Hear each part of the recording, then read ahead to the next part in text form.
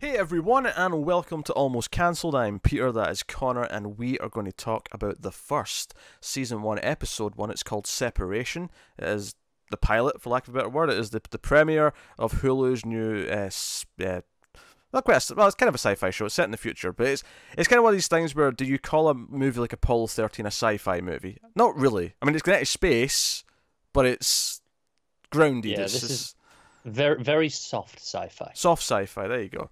Soft. Actually, arguably it's hard sci-fi because it's actually more technically accurate.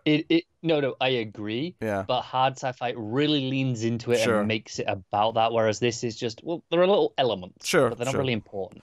But this is we'll start spoiler free since it's in episode 1, and we'll give you a warning halfway through before we go into spoilers, as we typically do. So yeah, premise of this is simple. Sean Penn, obviously a big name you got in here, plays this guy who was an astronaut. He was meant to be the commander on this first mission to Mars, the first manned mission to Mars in the near future, but he was called off of it. We don't get to know why in the first episode. It's kind of a bit of a mystery for going forward.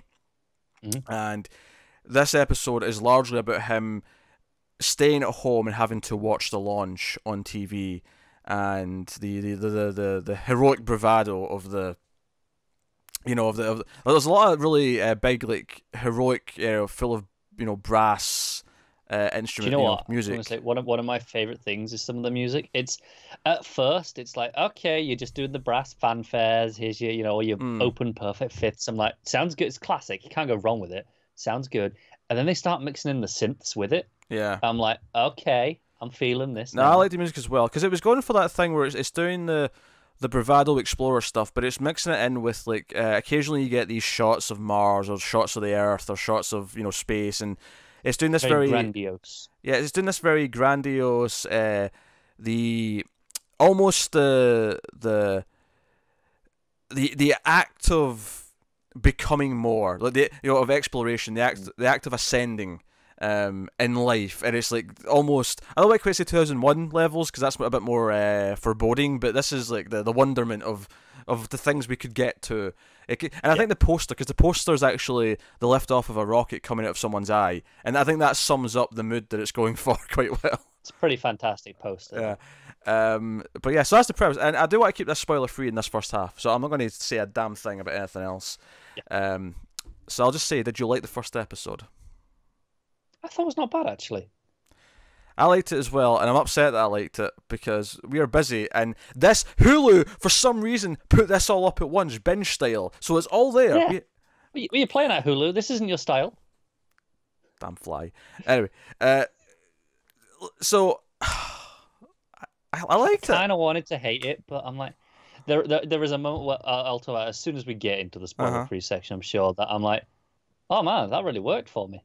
And I was kind of surprised that it worked as much as it did. I actually have a couple of reasons why that moment works. I know exactly what you're talking about. I've got a couple. I kind of thought about it as well. I'm like, okay, I get it. But there's a couple of reasons why that moment works really well. But it's really strong workload to in that it's like they open in 10 minutes of the episode, and it does such a good job. And the fact that they can do that in such a short amount of time is impressive. Because right away, you have Sean Penn waking up, and it's kind of like him going about his day and going for a jog, looking after his dog. But the way it's shot, it has this you can tell he's avoiding something, and then eventually he's like, okay, crap, TV turn on. And it's like the launch is preparing, the news are talking about it. And it's like, you get the sense that he's ignoring something, you get the overall feeling of what's going on. Like, it's very well directed, it's got a really good sense of atmosphere to it. There's constantly this weighing on his mind kind of ticking over in the soundtrack. There's like constantly this, he's I'll distract myself by fixing the sink. I'll do some plumbing and doing that kind of thing, and it works really well. There's also a part of the house that's not well kept, and there's like a tie on one of the door handles because he's into like a spare part, and he has to cut the cable that's like holding the door shut, implying that other people probably lived here before, and either his wife's left him, his kids have maybe left him, whatever. But there's people who used to be here who are not here anymore. It's just him now. Well, him and the dog, proper big dog, Of course, nice dog. Yeah. But yeah, and when things go down, and he's not really a part of it. There's kind of this like he's kind of separate from everything. And our other main character, played by Natasha Micheloni, who I actually recognised immediately from one thing, because I only know her from one thing, and that is The Truman Show. She was the love interest in The Truman Show, which is now 20 years old. So I don't know what she's been doing for the last 20 years, but I assume she's been working hard. Probably other stuff. Yes, I would assume. Just nothing I've kept up to date with. But she's the head of the team that's actually, she's the coordinator of the whole thing. She works for the contractor that NASA have hired for, doing the Mars missions, whatever they're calling them. And she was in Designated Survivor. Yeah, I vaguely remember in that. I was about to say, I was waiting for a nice moment. But yeah. I mean, we only watched one episode, and I don't really remember it that well. Although now that I've said that, I remember there been news of her leaving in season 2, presumably because she was taking jobs like the first, and it was because it was cancelled. Because it was kind of cancelled. But yeah, so she's this other character who's the one who kind of seems to at least have let Sean Penn know that he's not going on the mission. Whether or not she made the choice to fire him or what the circumstances are, kind of again unclear at the moment.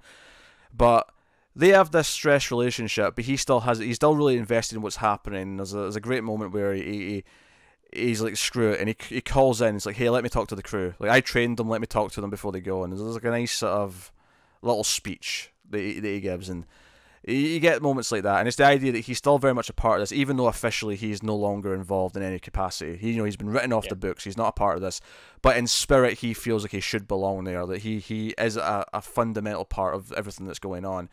And that's kind of what the tone of this episode is. It's him being left out, and then him taking action when he feels it's needed. It's there's all these bits and pieces, and I actually kind of like that it doesn't try to go super far with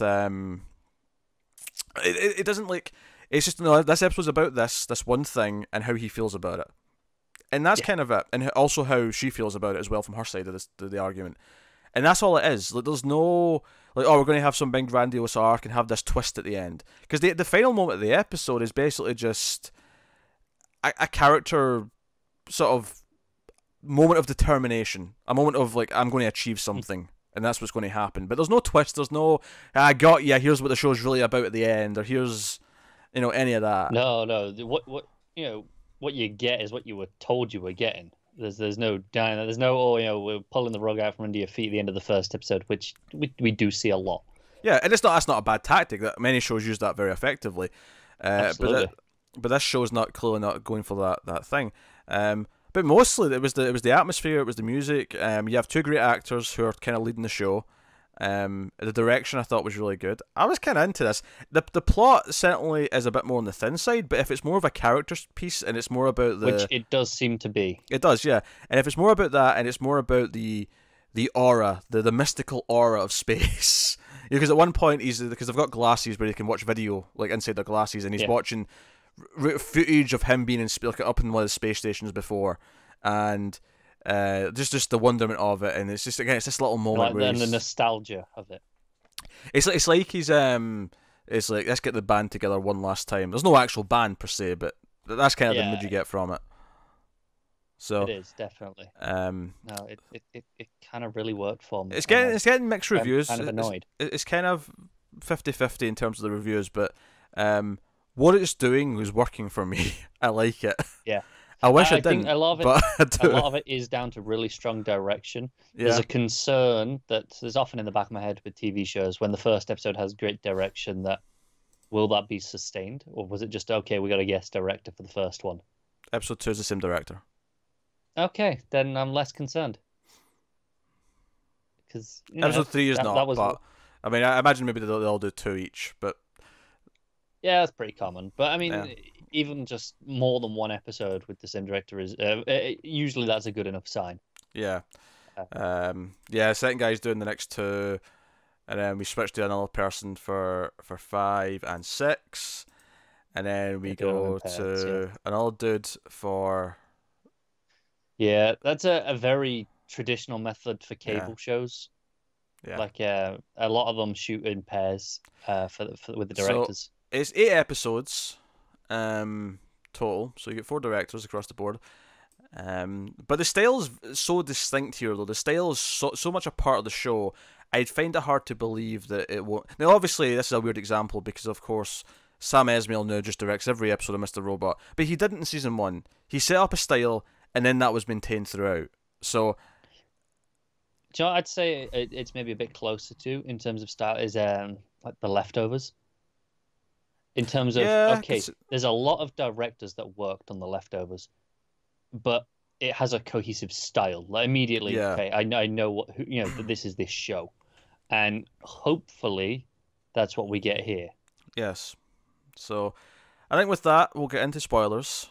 So full spoilers now for episode 1 of the first. And if you do want to hear the rest of this, I mean, I do think what we're about to talk about is kind of, I think it's spoilers because we didn't know this going into the episode, and I think it worked well that way, but at the same time, it is also just kind of the premise and the setup for the rest of the show. So if you do want to hear the rest of this without seeing the episode, that might still work for you, but make your choice. Make your choice. Yeah. So obviously, full spoiler. But before I let you go into what it is, I just want to just piggyback on a touch there. You said, "Oh, we didn't know this going in." Okay, sure. I think I did, and if they didn't tell us that, then I had misremembered the premise slightly. I couldn't remember the trailer. I remember a lot of artistic shots in the trailer. I couldn't remember what any of the plot information was. I couldn't remember anything in the trailer, but we're in full spoilers. What I remember from us talking about it way back was that he is the first man to go to Mars. Oh, sure, yeah. So in my mind, with that one key piece of information in my head, I was going, this is doomed. Yeah, I remember that being the premise, but at the same time, I'm like, well, maybe I'm just misremembering exactly what the direction of the show was. The idea that he has to watch them do it, but he was supposed to be the first man, and that's the drama. It's like, this amazing Mars mission is going on, but we're going to follow him on Earth as this is all happening. Like that, I can see the potential in that. But of course, what happens is, and this is the really neat thing, is that there's so much style in this first chunk, and there's a lot of music.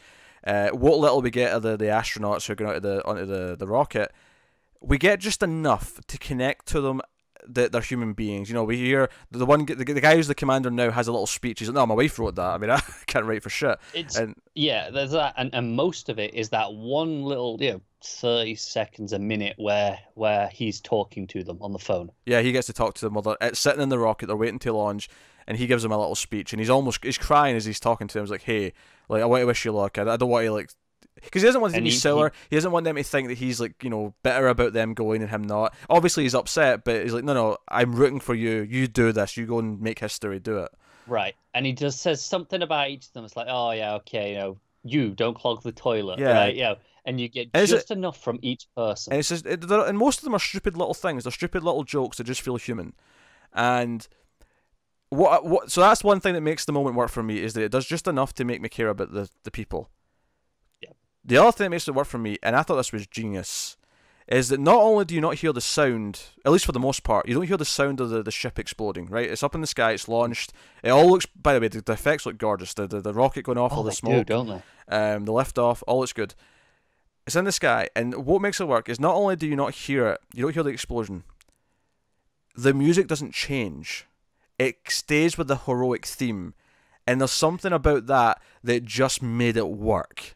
No, it is. It's this idea that everyone was just expecting it to work, and the rest of the episode, including the composer. The composer was expecting it to work. Yeah, it's just like, oh, it's gonna work. You're just so convinced that it works, and it's not until much later that you kind of start going, wait, what just happened? And you have like all this delayed reaction of the shock of everyone on the ground watching it, going, wait, what? Yes, because I mean, the people who are watching it, a lot of those people are the families of the people who are on the ship, so. Like, you would have this moment of like, wait, did I just watch my family or my husband, my sister, whatever? Did I just watch them blow up? Is that what I literally just watched? Exactly. Like, there's a moment of shock here, and it's and I mean, there's a little bit, so you get a little bit of turmoil between Penn and Laz. That's Natasha's character, Laz, which I was notably a weird name. Sean Penn's Tom Haggerty, but when he calls through, the guy behind us, like heard colleague, second in command, whatever, leans forward and says, hey, he wants to talk to them, and I think we owe him that much. So again, you get just a little bit there of like, okay, right, so there's a history. I think that's what I appreciate. One of the things the most is that we don't learn a lot, but everything we do learn is just these little contextual things, right? It's like, okay, we learn from the way these two people interact, and just okay, this one small line, and it adds it, even without giving us answers, it just gives us a little bit more of the puzzle. Because that's the thing, when it cuts back to him, he almost immediately starts getting dressed, and he gets on the phone, and he gets his car, and he drives to essentially this reception area where all the families were going to go for like a drink afterwards, and like and he basically just runs in and starts yelling at all the people working there, move the balloons, move the champagne, anything that's celebratory, get rid of it right now. And he starts himself just picking things up and moving it. He understands what's going to make them feel better, or more likely what's going to make them feel worse. Yeah. And just the same, once they're there, he says hello to them, and they know him because obviously he was close with their partners, husbands, sons, daughters, whatever. And then he goes over, because we see, she reacts to it as well. She goes and we see like scenes of Laz looking at the footage, and they're trying to figure out. And the head engineer's like, oh, this is my fault. I designed this. And he's, no, it's not your fault. Like, failures happen. Like, this is something that goes on, and you didn't build every part yourself. And like, I know, but you're feeling all this this weight of what's happened. But Sean Penn comes barging in to the building, the NASA building. And she's in the middle of a meeting, presumably with various scientists, lawyers, even like publicists, whatever. Yeah, because all the family are downstairs with the lawyers, being like, "Hey, if we're gonna do this, if you need anything, there's people on standby for counselling." And all Haggerty wants to do is he talks to her, and clearly, again, the relationship's not healthy. They don't seem to like each other. Maybe there's respect, but they don't seem to like each other very much. But he just says to her, "You have to go down and look at them. You have to go down to see them." And just basically say hello. And she's like, what good will that do? And his whole point is, just let them know that you're horrified and you're hurt. Because that's human. And it may not be easy. And he calls her a coward when she says, no, I don't think that'll accomplish it. And he's like, no, you're a coward. And later on, she's not paying attention to the other guy, and she ends up just going and doing it. She just, at the spur of the moment, she walks down because it's getting to her. And she knows he's right. And it is hard. Yeah. Like, the first person, the wife of the main guy, the new commander on the ship, she just sort of says thank you and shakes her hand. But there's the father of one of the other guys, like, just starts screaming, oh, what you just got paid for this, you didn't lose anything. He just starts screaming. And logically it's not her fault that the ship blew up. Well, at least as far as we know, there's no evidence to us of like absolutely not any kind of like lax settings or like ignoring rules or safety precautions or anything like that. I think what I like here is that Haggerty probably knew that at least someone was going to react like this, but they needed someone to vilify, right? They needed a public face that, okay, no, you're the one that attached, just to make them feel better, right? Just to get it out of their system.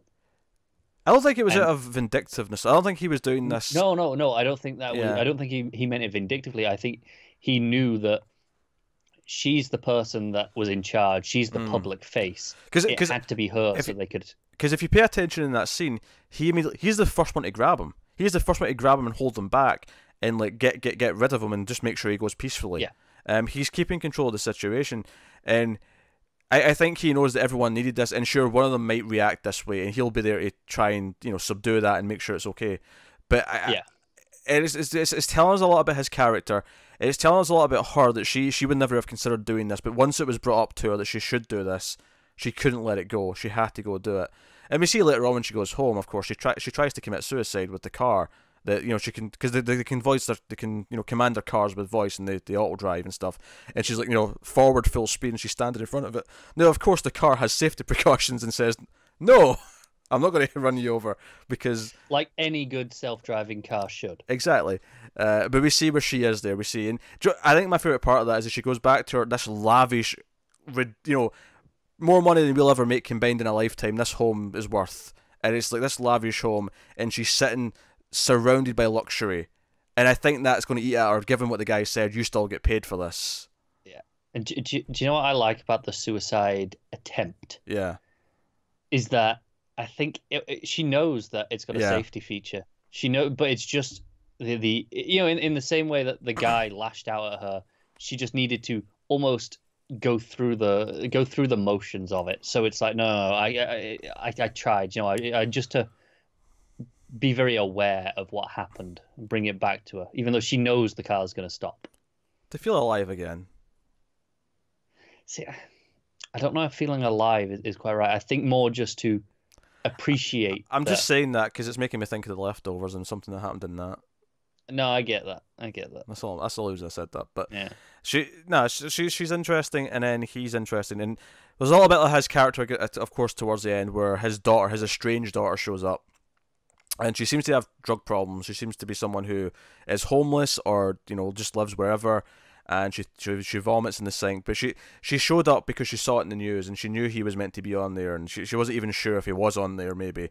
And she comes over and she describes how she and her mother used to feel watching him go up in his missions, and like how she this was what she always feared would happen back then. So she kind of understands the pain they're going through, like in some way. Yeah, because she would worry about that every time. So you almost live through it until it's gone safely. Yeah.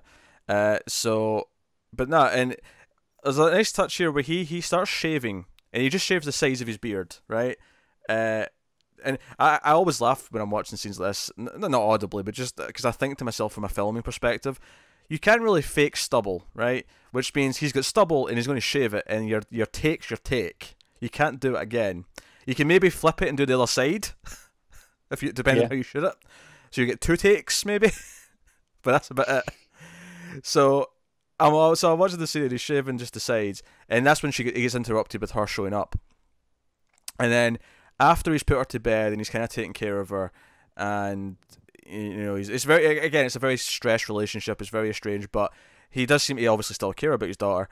Afterwards, he has another sort of 2001 moment, where he's thinking about space and he's looking up into the stars, and he shaves the rest of his beard off, and it's almost like, no, this is happening. I'm going back to work. Yeah, and he goes out, and the episode ends with him jogging as the music's playing. The big, the brass is coming in. Yeah, no, it had a great touch, because obviously one of the few things he said with the when he was on the call with the other astronauts is they went, oh yeah, how do we look on camera, and one of them mentions that he's had to shave his mustache, right? Because clearly they're just, it's too much of a bother what in space, so just get rid of it. Because if you because hair's shed, like every so often I'll have a hair somewhere. If you're in 0G, you get hairs floating around. During this launch, no, just get rid of it. And I kind of like the idea that, when he was working as an astronaut, he was always clean shaven because, that was just part of the job. Yeah. Whereas now he's not been, he let himself go, grown out a bit. And now it's like, no, okay, I'm shaving, I'm going back to work. I'm back in that mindset. Yeah. So obviously there's nothing official happens in this episode. No one tells him anything. No one says, hey, we're going to have you involved in anything. He has just made a personal choice that I'm doing this. And... Yeah. Because he knows that they're going to because for a number of reasons, maybe there's a short window they can launch again in. Maybe there's so much money tied up that they have to launch again. Whatever the reason may be, he knows they're going to need someone, and he's trained, he's prepared. He was meant to go on this mission. Go. Yeah. Which, by the way, just Sean Penn is getting pretty old, and he is still jacked as shit. He's in shape. That man looks good. He does. How old is he now? Yeah, he does look great. Pushing 60, I think. He was born in 1960, so... 1960, so he'll be 60 in 2 years. He's 58. There we go. So, yeah, he's pushing 60, but he looks good. He's looking... He's ripped, man. Yeah, he does. Putting me to shame. Yeah. More than twice my age, and he's putting me to shame. But hey, so, I want to watch more of it. Yeah, me too. I want to do more of this. Oh my god. Maniac starting on Friday. We still got 2 episodes of Jack Ryan left, and I want to watch more of the first. So somehow we're going to keep going with this. There's going to be more reviews of the first.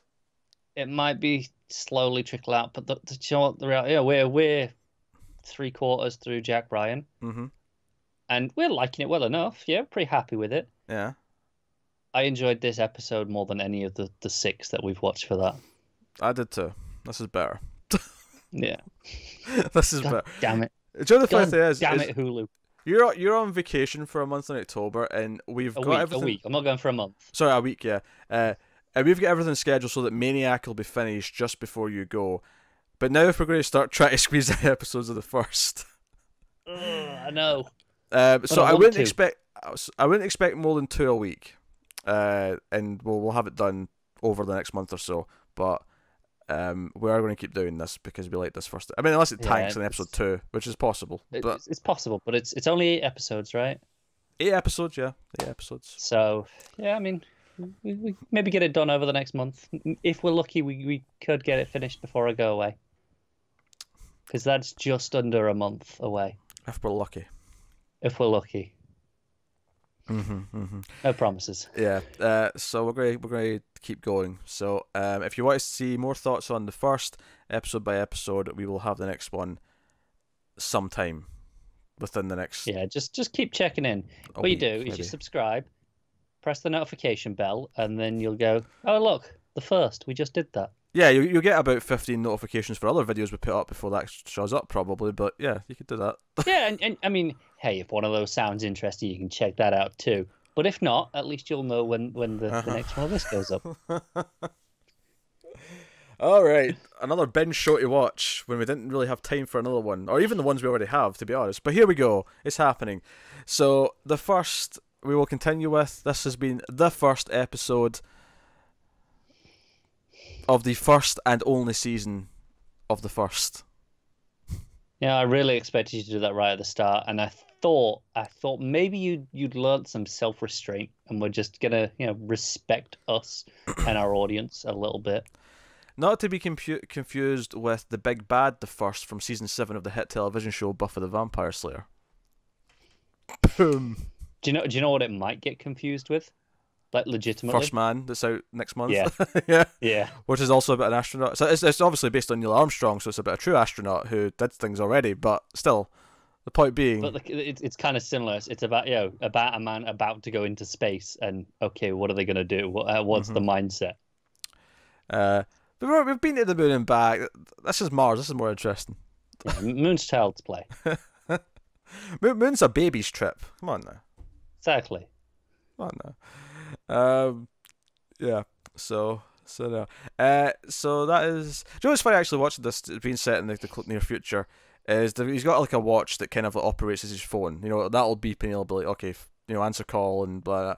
And I'm watching this now and I'm thinking, what's funny is that I feel like 10, 15 years ago that'd have felt like this is a quirky futuristic thing we'll put in our put in our sci-fi now show. It's, I mean, now that just you're gonna link it to your phone, but you can do that. Yeah, now this doesn't feel that advanced. Now this feels like, yeah, okay, no one's really doing this yet. Not really. I mean, you can do it, but like now it feels like, yeah, this and self-driving cars feel like, yeah, we're 10 years away from that being a normal everyday thing. Self-driving cars are being tested on the road publicly. Like, that's happening. The watches, give it a decade. I wouldn't be too shocked to see that being pretty commonplace. Yeah, no, it was just I was watching this, I was going, this feels very grounded, and it feels like, because this is all technology we can actually see already kind of developing and moving along. Yeah, there's nothing groundbreaking. But here's why I think it's impressive, or not it's impressive in this, but here's what I think is impressive just looking back at other things, is that I feel this is the same kind of stuff they'd have put in other sci-fi shows in like 10 years ago, or movies 20 years ago, 30 years ago.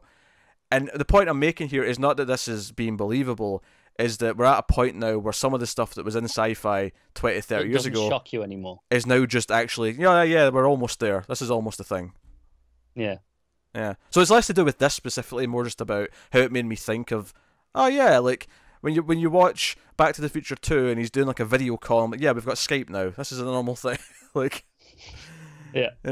Just need the hoverboard and the self-fitting jackets and whatnot. Yeah. But hey, so that is the first episode 1. So let us know what you thought of this in the comments below. Like and subscribe, all that stuff. Get us on the Twitters at mailed_fuzz for channel updates. If you want to support the show, the channel, and everything we do here, head over to patreon.com/mailfuzztv. Get some bonuses. You can support us for as little as $1 per month, and it's amazing if you do, and we appreciate it loads. But otherwise, that is us. So thank you once again for watching or listening. We always appreciate it. Keep watching TV, guys. Have you got any vanilla?